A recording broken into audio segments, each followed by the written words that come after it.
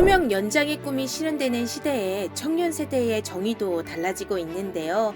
그만큼 늘어난 인생의 무게, 수많은 자기계발서와 자격시험, 끊임없는 성공의 부담이 청년들을 몰아갈 때에 정작 그들의 마음은 어디에 머무르고 있는지 우리는 알고 있을까요? 청년이기에 버티림이 있을 거라는 우리의 착각 속에 청년들의 마음 건강에 대한 의미 있는 논의가 시작됐습니다. 이제는 코로나 블루라는 말이 아니고 코로나 레드 그리고 코로나 블랙이라는 말까지 생겼다고 합니다. 이만큼 이제 코로나라는 전염병이 또 우리 삶에 미치는 영향뿐만 아니고 또 마음 건강에 미치는 영향까지도 굉장히 상당하기 때문에 이런 부분에 대해서 특히 청년들을 꽤나 취약한 면이 있다. 그래서 이 부분을 한번 다뤄보고 싶어서 청년층 그리고 마음 건강을 좀 주제로 삼아서 저희 청년 TF가 간담회를 준비했습니다. 모든 나라에서 청년의 자살, 청년의 우울, 청년들의 실업률은 이제 상승된 상태라고 말씀드릴 수 있고, 일자리는 생기지 않고 일의 개념은 어려워지고, 이로 인해서 2차, 3차로 여러 가지 어른이 되는 과정이 어려워지는, 일자리의 부족, 자립의 불가능, 동거 및 독립의 불가능, 이러면서 생기는 생활 갈등, 부모 갈등. 청년들이 왜 우리나라 청년들이 정서적으로 힘들고 마음 건강에 대한 문제가 생겼을까라고 했을 때 심리적인 발달 단계가 딜레이되는 부분에 있어서 많은 문제가 생기지 않았을까라고 생각을 해요. 진학 위주의 발달 단계를 중심을 갖고 있기 때문에 이 진학에 대해서 가장 포커스를 갖는다는 건 공부를 열심히 해서 좋은 대학을 가서 좋은 회사에 취직된다는 이런 프로세스를 밟아가는 게 잘 산다라는 이슈를 가지게 되는 거죠. 용기를 잃으면 모든 것을 잃는다라는 말이 있습니다. 용기를 낼 수 있는 마음의 부재로 인해 청년 우울증과 자살은 점점 증가하고 있는 이 현실을 이제는 사회적으로 직시해야 할 때입니다. 우리나라는 청년 마음 건강 정책 특징은 없다는 거예요. 없다. 청소년까지 있다가 중장년 생기는데 청년 마음 건강 정책은 없다. 청년기에는 각종 지원이 없다. 특히 마음 건강 분야는 없다. 한국 청년은 무쇠다. 강철도 쇠도 씹어먹는 특별한 존재로 취급되고 더군다나 비대학생 청년에게는 아무 제도가 없다. 이제는 심리적인 건강과 마음 건강과 정신 건강이 중요하다는 것은 어느 정도 인식이 된 거는 같아요.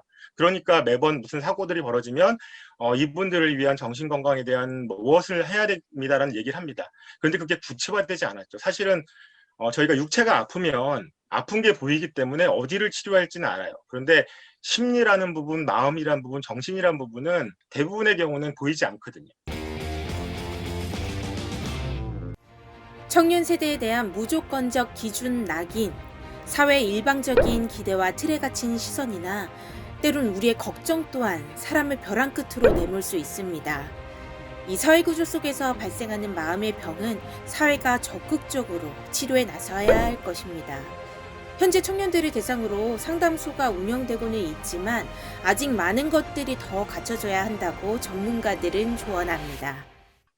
작년에 응급실에 실려온 자살 시도자들이 굉장히 많았다. 특히 20대 여성들이 많았다라고 말씀을 해주셨는데 그 청년들에 대한 사후 관리, 아니면 원인 추적 관리 같은 것이 이루어지고 있는지가 궁금하고 20, 30대가 작년에 응급실에 정말 많이 자살 시도하고 없는 것에 충격을 받고 지금 국회에서 더불어민주당의 다른 의원님하고 하여튼 뭐래도 손에 쥐어서 되돌아가시면서 삶의 희망을 느낄 수 있도록 하는 것을 만들어 보자라고 하는 것을 이제서 이제 생각하기 시작했다. 정신과 의사가 있든 없든 모든 응급실에 자살 시도자에게 사후 조치를 할 수 있는 법안을 준비하자라는 얘기를 사실 얼마 전에 지금 얘기하고 돌아왔는데요.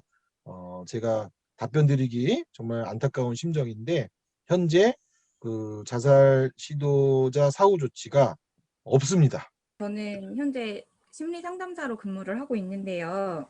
저희는 이제 청년을 대상으로 저는 상담을 하다 보니 저희 내담자 같은 경우에는 막 자살을 2-3번 시도를 하신 분들도 오시고 했거든요. 근데 왜 이제 와서 왔냐고 하면 자기는 괜찮은 줄 알았다고 말을 많이 하세요. 청년분들께서. 상담실의 문턱을 굉장히 높게 봐요. 우리 청년들의 인식이 대부분이 그렇거든요. 그래서 캠페인이라던가 아니면 더 우리 문턱을 상담에 대한 마음 건강에 대한 문턱을 낮춰주는 부분이 굉장히 많이 필요할 것 같다는 것에 대해서 말씀드렸습니다. 우리나라 사회에서 뭐 삶의 경험을 풍요롭게 만드는 프로그램들이 지역 단위에서 어느 정도 마련되어 있다고 생각을 합니다. 근데 하지만 우리 사회가 우리의 경험을 늘려주는 양옆보다는 성공을 향해 앞만 보고 가야 한다는 강박관념 때문에 지역 단위에서의 이러한 프로그램에 대한 홍보가 제대로 통하지 않는다고 생각하고 있습니다. 현재 운영되는 상담센터를 방문했던 청년들은 많은 도움을 받았다고 입을 모았습니다. 하지만 마음건강에 대한 인식은 이제 시작에 불과합니다. 가시적 성과를 추구하는 사회구조상 마음건강 교육의 필요성은 더욱 들여다봐야 할 이슈일 것입니다.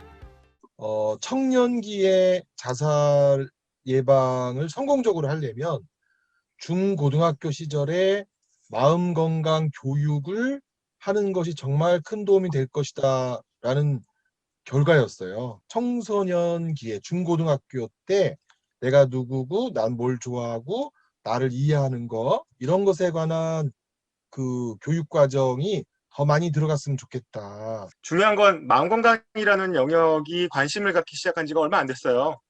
그래서 저는 지금이 시작이라고 보고 앞으로 갈 일이 아주 많이 남았다고 봅니다. 그래서 지금 모든 것을 다 해결할 수 없고 다 모든 것을 할 수는 없을 것 같아요. 그래서 뭐를 먼저 파일럿을 할 것인가, 그다음에 어떤 대상으로 진행할 것인가에 대한 것들이 잡혀야 되고 너무 넓게 하는 것보다는 특정 대상들을 통해서 특정 지역을 통해서 하나하나씩 단계를 만들어가는 게 중요하지 않을까. 질병의 예방 백신과 관리 체계가 있듯이 마음에도 예방 교육과 치료 그리고 관리가 필요합니다. 힘내라는 말 대신에 탁탁 한 번의 토닥임이 충고보다는 격려가 누군가에게는 숨고왕이 될 수 있습니다. 한 번 더 들여다보고 한 번 더 어깨를 빌려주는 사회. 사람인이라는 글자는 함께 있어야 비로소 완성됨을 기억해야 할 때입니다. Things aren't going my way, 'cause that would be boring.